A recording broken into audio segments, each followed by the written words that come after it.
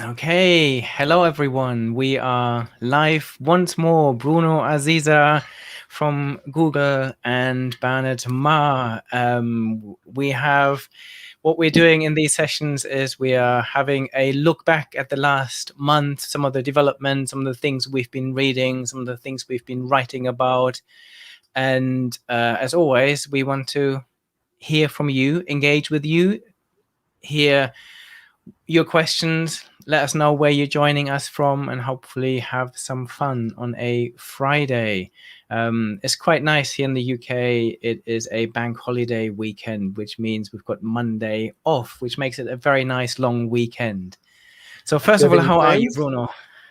I'm doing great, thank you. It's sunny here in California as well. We don't get Monday off, but at least we get sun, and then the situation with the vaccine is a lot better. I actually got my first shot of the vaccine last week, so I'm pretty excited about that. My next one is coming up in May, so hopefully after these two shots, there'll be a path to meeting people in person again in the late summer. What's your situation? Have you gotten your shot already?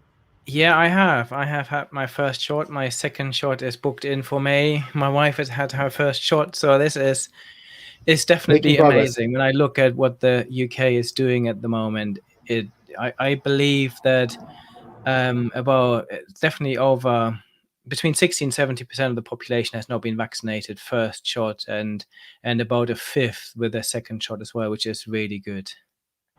Yeah, my mom lives in France. I feel like I keep bringing her up every time we talk, but given I talk to her every day, I get the latest from Europe, and she is finally now able to schedule her first shot, and it's not going to be until June. So I'm curious to hear from people in the live cast here to see who's gotten vaccinated and where they are, because hopefully people are getting access now to the vaccine so they can Yeah, go and it's back to I normal life. absolutely, and it's on in the UK. It feels things are slowly getting back to normal, where restaurants will open properly soon. They're already open for outdoor dining, and whereas I obviously have lots of friends across Europe and across the world, and there are many places that are not there yet. And I know India's having a terrible time. Most of Europe is still struggling. In Germany, they've just introduced a new curfew in the evening, so it's tough.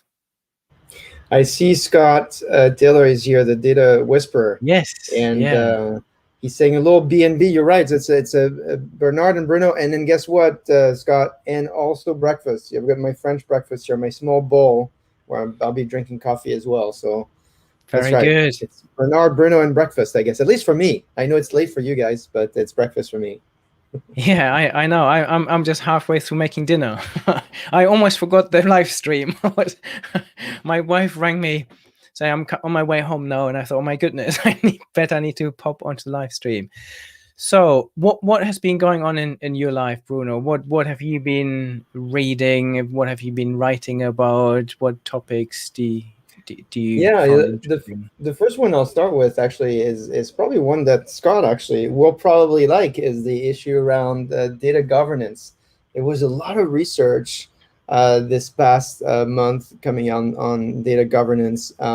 BCG, so the Boston Consulting Group, published this research saying that for many companies, data governance is the business equivalent of flossing. They know that it's good for them, but they'd rather be doing anything or something else or anything else. And so the issues around, how do you govern data properly? They say that 60% of the respondents in their survey view that data governance is in level of underdevelopment. And of course, according to Gartner, 42% of data analytics leaders do not assess, measure, and monitor governance. So there's a great piece, if you haven't read it, a great piece that published last week on CIO.com on what is data governance, best practices, framework, the benefits, the issues, and so forth.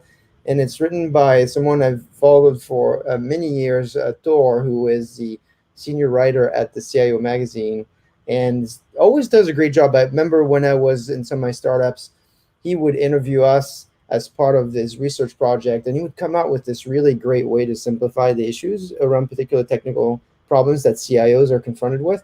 And this piece, I think he absolutely nailed it on that. So if you're looking for guidance on data governance, I would definitely suggest you go take a look at that. I'll put that in as a link in this conversation. I know you've written and you've talked to companies about the issue of managing data at scale, and so I don't know if you've got if you saw any of that this month as well. No, I didn't. This month I've been so busy writing. I'm currently writing or hopefully finishing the second edition of my data strategy book. So we'll have a new edition at some point towards the end of this year.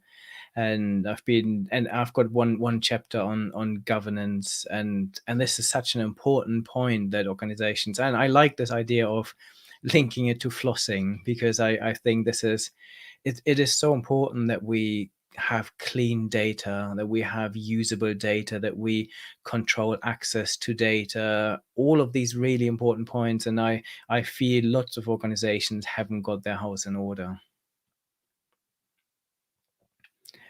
um I would have to quote Scott. See, he got me started on that. He's got the 8 8s of the data management. What is it, Scott? I don't know if you're able to put that in the chat here.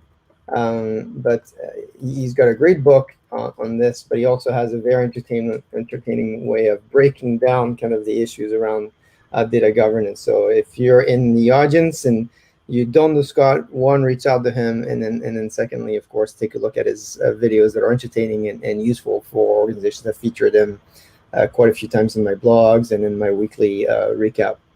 So data governance was a big deal this month, at least for my audience. What else do you have going on in your world? Did you want to talk a little bit about your book and how that's coming together?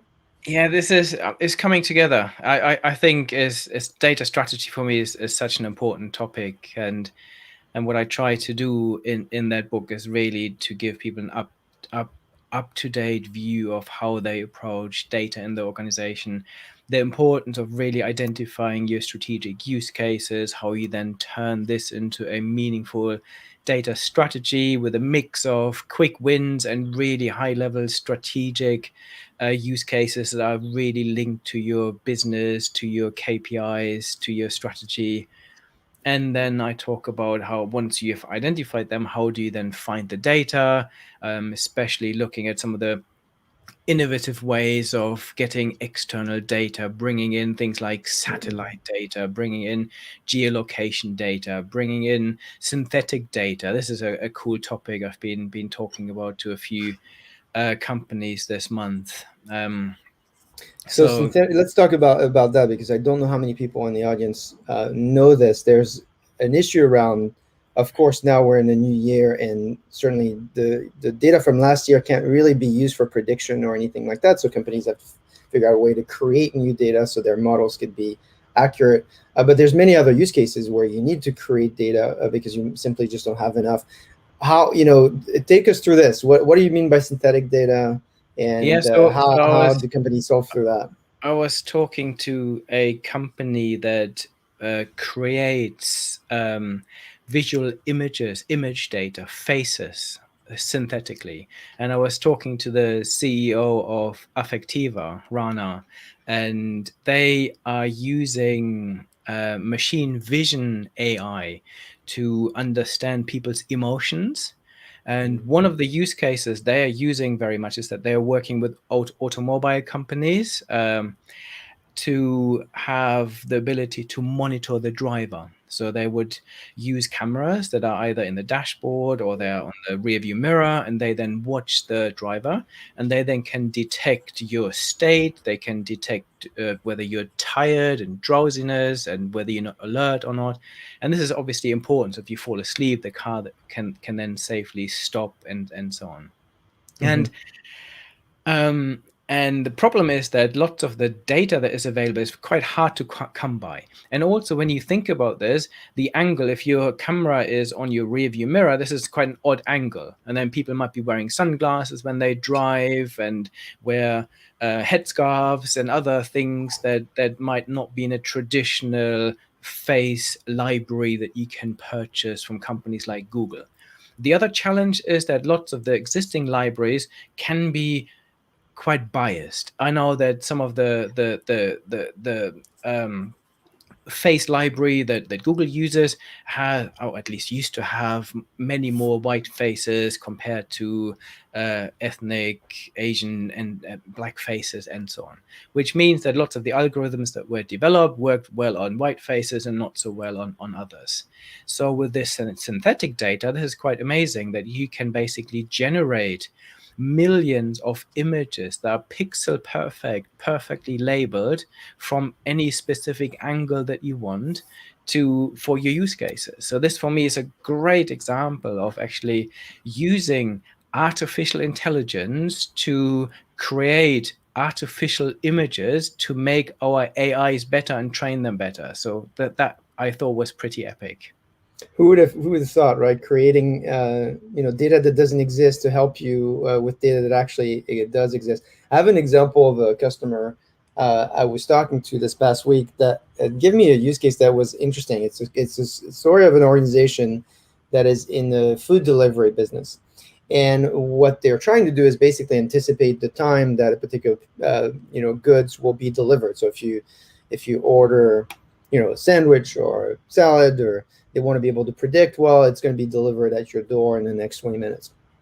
And while that logically it makes sense that you would be able to calculate the distance between point A and point B, what they've also noticed is in highly populated cities, uh, the time spent by their driver in elevators is more than the time that they spend going from one location to the next. So that what they had to do is basically build models that could predict, given a certain time of the day, and how many floors need to be traveled by the particular driver to deliver the food at the door, to be able to predict. And so this data that it just didn't have, and they had to kind of elicit from the check-in and the person receiving the goods, so they could then necessarily start using that to predict not just the, if you will, the horizontal distance, but also the vertical distance, which I thought, I was super interesting. And certainly I had not thought of that. I live in a city here in the US. I know people have this perception that we all live on skyscrapers and things like that, but most US suburbs and have one or two stories, so we never really think about that. But then if you live in Singapore, or if you live in places where there's lots of apartments, going up and down stairs or elevators is a huge factor. And so I thought that was an interesting use case. I also thought it touched on the quality of the data, because when you're creating data, you might have the ability to control the quality a little bit, which brings me to another topic of data quality. This past month, I came across research around data quality, saying that poor data quality can cost the organization. Actually, I'm going to ask you to guess. How much do you think poor data quality could cost an organization every year? Is it million? Is it tens of millions? Is it hundreds of millions? I'll ask you, Bernard. Maybe I'll ask people in the audience as well. What range are we dealing with? Yeah, I think it's very interesting. Depends, I guess, on the organization, how you calculate this. So if you took into account the missed opportunities, the failure to understand customer trends, then this will be into the hundreds of millions for large organizations. If you just say, okay, and if it comes to if you take into account all this better decision making that you could have if you had the right data available and the clean data. But Yeah. I guess the number is slightly lower, right? What did they come Well, up it, with? it is, yeah, it's actually very surprising. I also thought it'd be hundreds of millions of dollars, but according to Gartner, it's 12.8 million every year. And they've got this great research to talk about the 12 actions you need to take to improve data quality. But I was actually surprised because, I remember back in the days when I was at Microsoft, we were trying to evaluate this, and our research showed a lot more than that. In fact, the way we would look at the cost of poor data quality was the cost of a bad decision. I always remember this conversation with customer. In fact, in the UK, it was an organization that was in the sugar business, and the chief data officer was telling me over dinner that basically they had evaluated that one poor decision would cost them $50,000. So if you think about the amount of decisions you're doing on a daily basis, it adds up a lot more than the more than $12 million a year. And so I was really surprised about that. I'd be curious to see what people think. How much did poor data quality cost them? But 12.8 million, I thought was pretty low. Yeah, it would be interesting to see how people assess the data quality in their own organization. So that would be interesting to see, if people put this into the chat. Is your data quality, are you happy with it? Do you think there's some issues? Do you think there's some severe issues? Or do you think actually data quality is pretty poor in our organization? That would be interesting. I just had Aman join here from India on YouTube, and he is saying, what's this conversation about? We are talking about the last month in tech, in AI, in data analytics. We do this every month. Bruno from Silicon Valley and me from London. And it's so nice to see so many people from all over the world joining us. We have Jasmine from Montreal in Canada. You've already said hello to Scott. Hi, Scott, Data Whisperer. We have John, or no, Joanne from Seattle. We have got Tia from Vancouver in Canada. We've got someone from Lagos in Nigeria, from Malaga in Spain, from Lyon in France, from Nigeria, from Liberia in Africa, from London. So it's really good. From the Ukraine, Maria, hi. So it's great to see everyone joining. We've got Kenny from Belgium saying hello, and someone from Tennessee, and Omar from Kuwait. Well, since we're talking about countries here, I'm going to share the result of the data science and machine learning survey that just got published. And of course, we can share the link as well. Yes. And I want to see if people can guess which are the top three ranking machine learning countries in terms of adoption. The first one is a small country, but I did not expect them to be number one. Of course, there's a whole ranking here. I think I'm looking at a list of Well, 20 countries ranking of countries that use machine learning and AI. that are adopting, machine learning methods into their business. The question is, does your current employer incorporate machine learning methods into their business? So it's a question around not just having machine learning, but also adopting machine learning. And countries in the top 20 here include many countries that we see here: Turkey and Pakistan and Ukraine and Thailand and Colombia and Argentina, Taiwan, China. But the first one is Israel, according to the ranking. And so the top three are Israel, Holland, and the U.S. And this is a survey that Bob Hayes, who is based in Seattle, shared with the community. It's a great one because it shows you the level of inclusion as well. So you'll get these bars here. It's a great dashboard where you can see kind of how they're ranked, which brings me to a question on one of your posts where you talked about dashboard and data democratization. I'm curious about what made you want to write that. The article is "How do you create great data exploration dashboards to democratize analytics?" I'm curious a little bit about what made you want to write that, and kind of what is the what should people take away from that? What's the problem at hand today on dashboards? Yeah, good. So that is one of the articles I published this month, and for me, this is the ultimate goal, that everyone in your organization has access to data to inform their own decision making and to answer the questions they have. And what is happening in practice at the moment is that lots of organizations rely on an analytics function where you have a bottleneck there, and every bit of analysis is sent to them, where people then say, can you analyze this for me? Can you turn this into some insights? And as we have more and more data available every day, those functions get very quickly overloaded and struggle to keep up with demand. And this then obviously creates a big delay. The dream is that every person in the organization has access to a dashboard of some sort where they can find data to answer their own questions.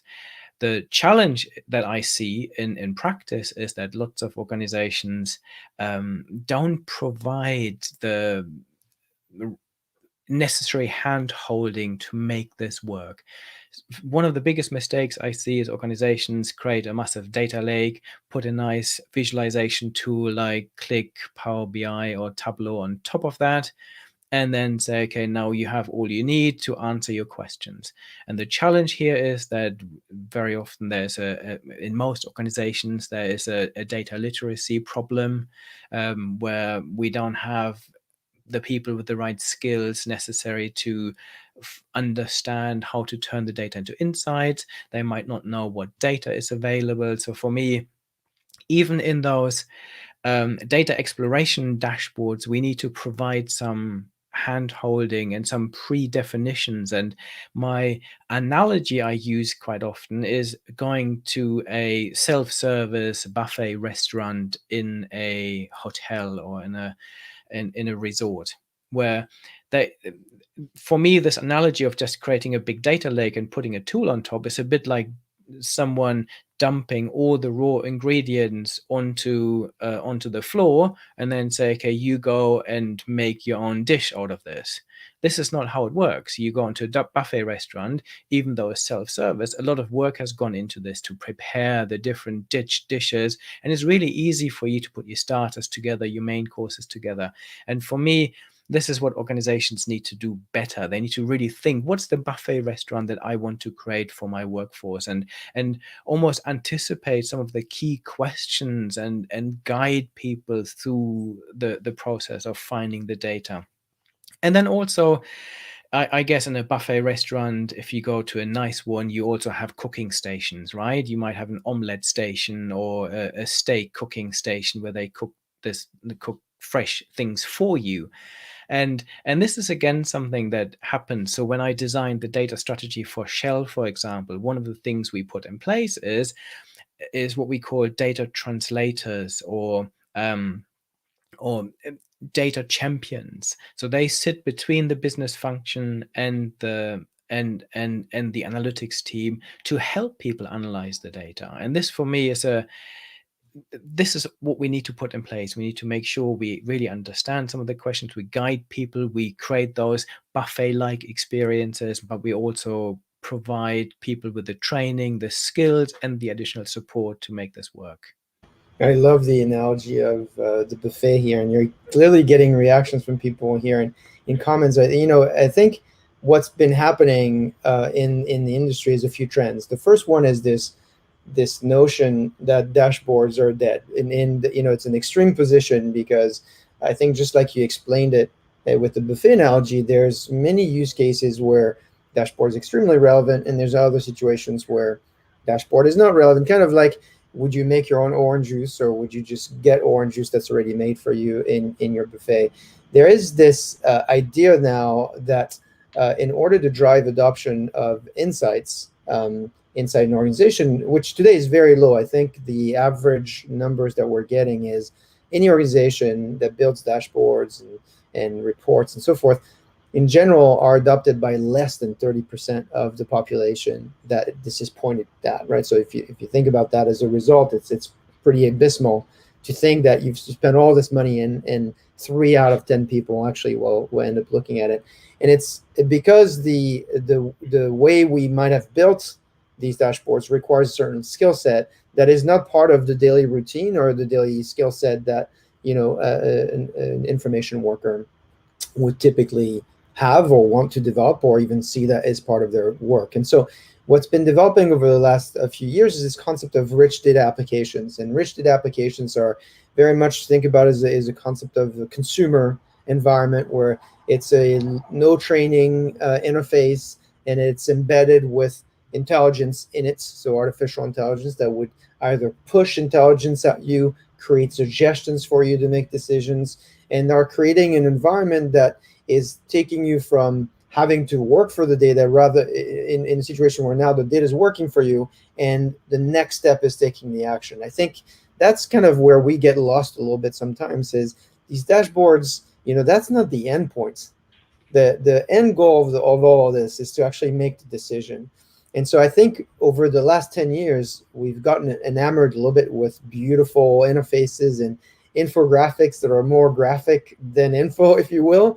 And we've lost kind of what is the point of all this? And the point is, how do you drive to decisions in a timely manner so you can, in fact, affect the bottom line of your organization?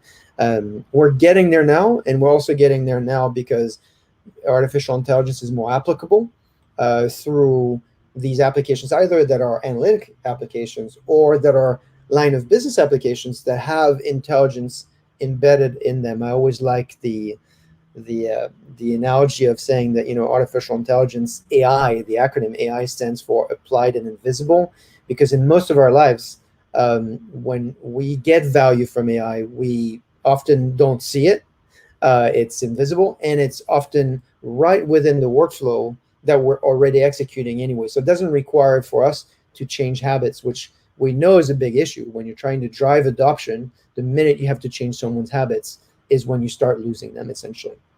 So, so definitely going beyond dashboards down to what it is that you're trying to do has been, at least in my observation working with customers, a great success factor. The other part of it, which I'd love to get your perspective, is how do you organize yourself in the modern organization? Do you centralize? Do you decentralize? There's a lot of debates around that. And I talk to chief data officers every week who are struggling with, should I create a central function that has the risk of being overwhelmed by requests, or should I create a federated system where now all these business users are also enabled with analytics capabilities, and it can help the organization move with high agility. There's pros and cons on both sides, but I'm curious to see what the audience thinks, and of course what your opinion has been on that. Yeah, I think we touched on this before. For me, I think it's really important to have a mix of both. This is what most organizations that I talk to and work with, the most successful ones, create some central hub, but those have spokes into a more federated system where you have people working in all departments. So one company I was talking to this week is Stanley Black and Decker. And I'm soon doing a webinar with Alteryx where we have someone from Stanley Black and Decker joining me, where we discuss this. And one of the things that in this pre-webinar discussion, we talked about how they're set up, and they do exactly this. They have these centralized functions that work with every part of the organization, but then they have also the federated model where people in those functions have some freedom to do whatever they need to do with analytics. And Yeah. the topic of the webinar that we've got coming up is analytic process automation, which I think is a really cool idea. When you think about, a lot of our analytics processes require so much manual work, that where people have to find the data, they need to put the data from one database into another, then they need to analyze it, then they need to generate an output. And actually, a lot of this can be automated. And if you and this is what our webinar will be about, exploring how Stanley Black and Decker uses this across their entire organization to automate as many of the processes they can when it comes to analytics. And this is, for me, a big opportunity for organizations. And How then, of far course, up we did have, you go in the chain? I'm sorry to interrupt you. I'm yeah. just curious about this analytic process automation. Did you go all the way back to data quality and data sourcing, or what parts of the chain are being automated here? Yeah, I think theoretically everything. So from finding the data to clearing the data to putting it into a data storage to then using it, all of this, parts of all of this can be automated. Well, This is for me where, again, AI plays a massive role in this whole new no code environment where anyone can, in theory, analyze any data. And if we mhm. have the automatic or analytic process automation happening in the background, this can make this whole process a lot smoother. That's really interesting, and you're getting a ton of comments as well from Vincent and thanks, Scott. I'm happy you like the analogy of the infographic. And then we have a LinkedIn user who we don't see the username, but they're talking about Tesco. Certainly in your geography is well known organization for uh, being very data driven, and so absolutely some great examples of great companies. I'm talking about this federated versus a centralized model. Um, we might have brought this up last time. I came across a great quote from Tom Davenport on the solution is to centralize data and decentralize analytics. And I thought that was kind of interesting because you can't really find the answer we know is not an extreme one where it can't be all completely distributed and it can't be all completely centralized. And what's great about centralizing data is that it focuses the centralized function around the data quality, the data governance, and making sure that there is one version of the truth that still exists, but at least there's a place where data can be validated and trusted. And then the decentralization of analytics is putting the focus more on the business understanding of what the data can do and building that into applications that are driving insights for action. And so the answer might be something like this, where by saying centralized, we're not saying build a treadmill that will never be able to work because you're constantly throwing more at your IT organization or centralized organization, but it's making sure that they're accountable for the quality, the governance, and the trust of that data, so then people can be able to build upon that foundation. Um, and so, but it'd be interesting to see, of course, what people are seeing here in the audience. You also wrote a great piece on it's unexpected artificial intelligence and whiskey making. And so, what That is is so that funny. about? And I'm going to have a Always sip of my just coffee, and that's not whiskey while you yeah. say that. Yeah, this is actually, this brings together two of my passions. I like a little whiskey every now and then, and I definitely love artificial intelligence. And there's this Swedish whiskey maker. Actually, let me see. I have a bottle in my office. I can show How you. convenient, right This next to is you. this is their whiskey called Intelligence, and this is, if you see it on here, it is the master blender is artificial intelligence, Oh my together gosh. with their supervised by Angela Durizio, who is their master blender or chief nose officer. So the company is called McMira, and they basically um, thought, how can we use AI in the whiskey making process, a process that is thousands of years old and very traditional. So what they did is they basically, a master blender basically needs to look at all the whiskeys they have available, and you obviously make all of those whiskeys, you then store them in different barrels, and then to make a blend, you will then blend different types of casks that have been stored in different woods to give them the different flavors together to create a perfect whiskey. And um, and they thought, actually, we can use AI for this. So what they did is they fed a machine learning algorithm with all the available whiskey they have on their premises. They then fed it with all the customer data, so all the feedback they've had of what people like and dislike, and some of the sales information of what kind of blends have sold well in the past and not. And all of this got put into the mix, and then the AI created thousands of possible recipes, and then they refined them a little bit. And so actually, if you what you don't want to do is you don't want to have a whiskey blended out of hundreds of different casks, because this is too time consuming. This is not really worth doing. So they then refine them, say, okay, we only want a smaller number of casks to do this. And then the AI came up with a smaller number of recipes, and then Angela, their chief nose officer, tried some of these out and picked the one that she liked. And I have to say, absolutely love this whiskey, and for me, it is super tasty.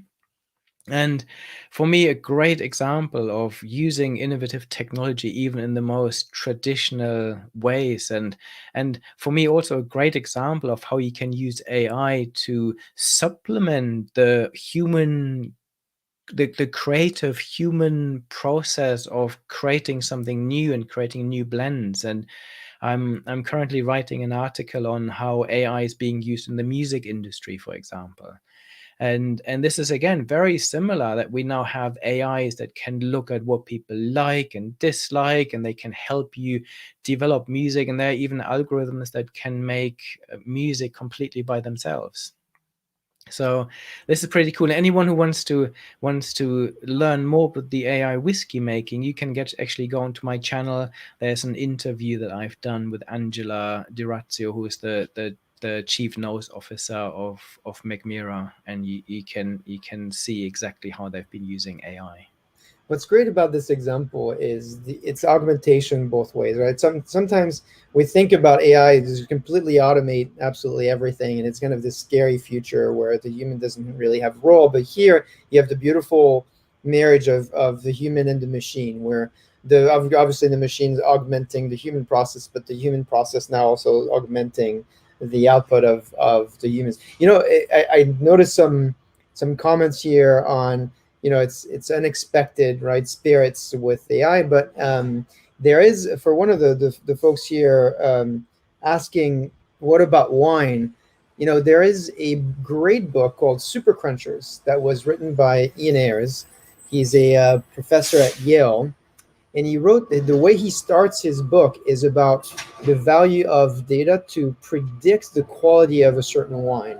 In fact, that's, I think, one of the first stories where he talks about how an authority in the wine industry was stumped because they actually had more data what they could crunch in order to anticipate the quality of a wine before the bottle was even open. And so there's actually a lot of research in wine and data in this world. So the book is called Super Crunchers by Ian Ayres. Yeah, this is a great book. I very much enjoyed that. And what is interesting, that just reminded me, this week I had a conversation about wine. I had a conversation with the CEO of Vivino. Vivino is the world's most downloaded wine app.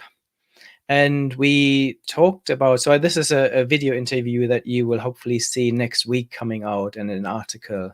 I'm just working on this. And what their app is fascinating. Because basically what you do is it uses lots of AI. It uses and I guess that people have credited him with bringing digital transformation to the wine industry. And basically what this app does, which I use all the time, is you use your camera on your phone and you scan any wine label, and then you can then get information about how, so they built this massive community of users that constantly rate wines, and I rate all of the wines I drink. I scan and I rate. And what they've now done is they have created this match for you functionality. So this is an AI algorithm that will look at all of the wines you've liked before. And what you can now do is it then gives you a score how likely you will be to like or not like this wine, which I think is perfect, because so many of us, and he basically founded Vivino exactly for that purpose, saying you go into a supermarket or into a wine shop and you have no idea. You just see hundreds of labels and you might have some idea about grapes and regions, but you don't really know. And you get a Pinot Noir that can taste completely different from one manufacturer to the other, and so on. So what this now does is you can go to a supermarket and you think this wine looks nice. You point to it and it will tell you how likely you're going to like it. Or you can even do this on a restaurant menu now. You use machine vision then to understand what wines are on the list, and it will tell you which ones you are most likely to like. And I love that use case. This is really, it goes back to the topic we were talking about earlier, this idea of centralization of data. It's true in an organization, But this is how the quality of your models are going to increase. And what we're talking about here is essentially a recommendation engine that's based on many, many data points, and that is using lookalike analysis and prediction to basically, guide you, who you think you're unique. And of course you're unique, but you're also sharing attributes with millions of other folks. And if we're able to connect the dots, now all of a sudden these data points that you had no access to in the past can be used to turn into a great high quality recommendation engine that can predict for you and know things that you might not know about yourself. That's the magic for me of data. Is the the magic of data is telling you something about you that you don't know yourself. And recommendation engines are great examples of that. I'm happy we're able to connect the wine with the centralization of data. I think in your organization as well is why you want to centralize trusted data into one place, because that's what feeds your machine learning models, and ultimately more data is going to increase the likelihood of the quality of those recommendations. So that's certainly a great example. Hopefully that's helping people here. Uh, so Vincent here is reticent to the idea that the main AI benefit is to pick things like in an infinite setting. So I want to know a little bit more, Vincent, about what you mean here. Yeah, I But think certainly, he's saying he doesn't like people saying you might like this one as well. You might like this one. You might like things like this. So yeah, but for me they work, and they seem to work for lots of different organizations. If you think about Netflix nowadays, 80% of what we're consuming on Netflix is coming from their recommendation engines. So they're getting better and better at really finding content that we like to watch and enjoy and want more of it. for me, the value is, if you think about, you're going to make a decision anyway. How would you like to? What would you like to base that decision on? Would you like to base it on your own perception, your isolated perception of reality, or augment that with suggestions of data that's vast that you did not have access to, that could have been experienced by other. Uh, when we started one of the startups I got involved here in Silicon Valley, my investor told me, you always want to learn from mistakes. And I said, of course. He said, yeah, but you want to learn from other people's mistakes. And I think when you think about the value of recommendation engines and this idea of taking data at scale, essentially what you're doing here is that you're avoiding the mistakes of others. Now, is it perfect? It's never going to be perfect. There's no situation in which it could be perfect, but at least it's guiding you down a path where you can use other use cases to help your own decision making process. So nobody's forcing you to make the decision. I think that's where the line would be crossed, but at least it's additional data points. I've had situations on Netflix where the recommendation engine told me a 90% chance that I would like it, and I watched 2 minutes of it and it was horrible. But maybe it's also based on the time of the day that I was watching the recommended movie, or maybe I was just thinking about something else. There's other factors that are involved, of course, beyond just blindly making a decision based on the recommendation of some engine, for sure. Yeah, and I will tell you all about. I've just ordered 5 bottles of wine based on my recommendation on Vivino. So I will tell you in our next session whether this has worked or not, and whether I love all of those wines or not. Maybe that's what we should do next time. I mean, it'll be a little hard for me to drink wine in the morning like that with you, but if we do it later in the day, I might be able to participate in that. But do send me the name of that company. I do not know them, and it's always great to find new companies like that. Yeah, Um, Vivino. Yeah. V, Um, just letter V, and then Vino. yeah, All right. Vivino, I think. Okay. Well, Um, this brings me to another topic that I wanted to chat with you and get feedback from the community here. There's been a lot of discussions around the acceleration of digital transformation, and it's easy to explain because in the last year, our life got completely transformed. If you're in financial services, well, your branch locations are no longer a competitive advantage because nobody's coming to the branches, so you have to change the way you're creating customer experiences. If you're in retail, same issue, nobody's coming to the store, and so now you have to orchestrate for taking orders online, and then you've got to deliver, so now you're becoming involved in the logistical aspect of delivering the goods to people, and then predict and then take payment through touchless applications, whereas in the past maybe cash and credit cards were applicable. Now you can't really do that anymore. And so what's been happening is there's been a lot of research on, okay, this digital acceleration is no longer an option. It's no longer something that I could just plan for in 3 years from now. I got to do it now. And they are dimensions that chief data officer and CIOs are looking at um, to orchestrate, if you will, their transformation. And I've come up with this 5S model, just listening to these chief data officers, and I want to test it with you. And so the 5S are the consideration that chief data officers and CIOs need to think through in order to orchestrate for modern architecture. And the 5S are: one is speed, focusing on speed of data, speed of decision, agility to build systems to enable better decision making. And so we know that with real-time streaming, the faster you can make decisions, the faster you can anticipate decisions. In fact, recommendations engine is a big one there. Enables you to operate the transformation in the most efficient way. Two is scale, which is, again, we're talking about it here. The more data you have access to, internal, external, and the ability to ingest and analyze data at large scale enables you to hopefully rise the quality of your decisions. The third one is security, and we talked a little bit about data quality and security and governance there, and so that's the third consideration. And then the fourth one is simplicity, building an architecture for the future that is open to changes, and because who knows, it might change again. And how are people going to go back to work? Are they going to go back to exactly the same habits? What's going to change? What's not going to change? So having a simple model so you can again adapt. And then the last one, which I think brings all of them together, is what I call the smarts, which is now you have the opportunity of building systems from the ground up that are smart, that are taking advantage of artificial intelligence, and that can help you accelerate decision making. So 5S's. What do people think? What's your first reaction, Bernard, when you hear this? Is this complete enough? Is this too much? What are Yeah, your thoughts? interesting. No, we So didn't I prepare for that, but as we're no, and talking through it, I thought I I'd throw it I at you. I like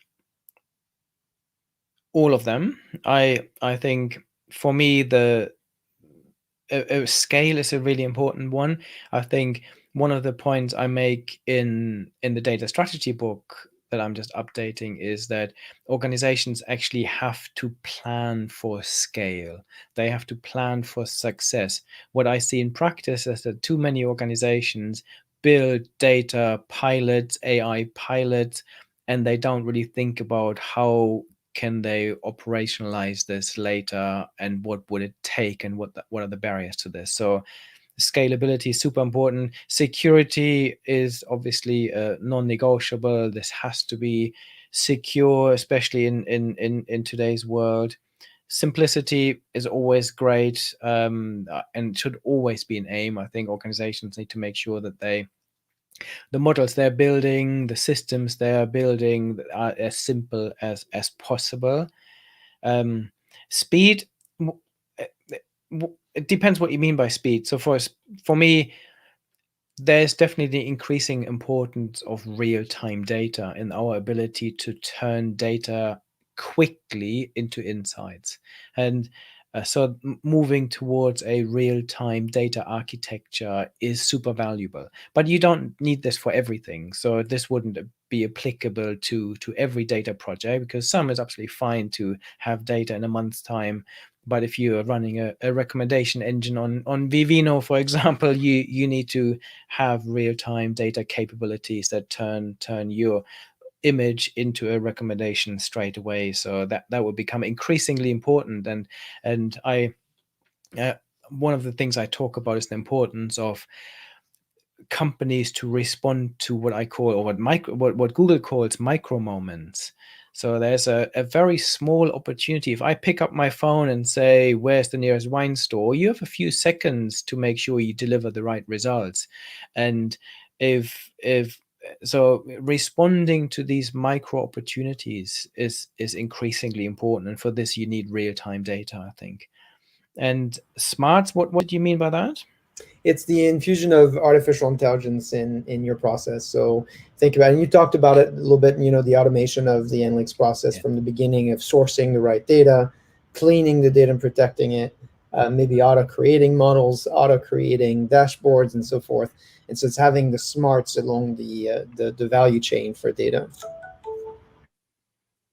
Yeah, I think you've just gone on mute. Yeah, yeah, no, I like that. I think this is increasingly important that we build autonomy and into our data centers, that we have uh, our data in systems that will automatically monitor them. They will automatically detect patterns, and they will enable us to automate some of the analytics processes. Yeah, Yeah, no, I like all of them.